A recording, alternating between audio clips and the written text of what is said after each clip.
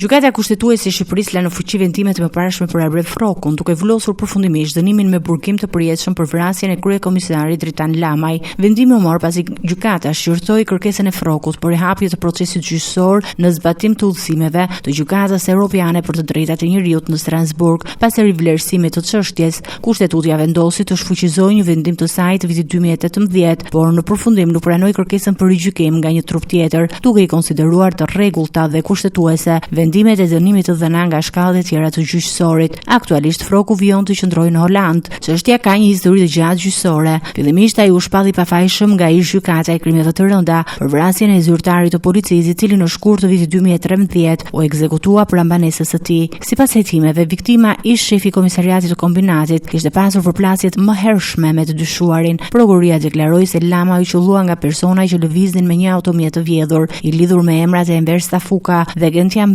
Mbitja, ndërsa ekzekutori u identifikua Arben Froku. Në apel dhe më pas në gjykatën e lartë, ai u dënua me burgim të përjetshëm. Këto vendime u lanë në fuqi përfundimisht nga gjykata kushtetuese, duke mbyllur rrugën ligjore për një proces të ri gjyqësor.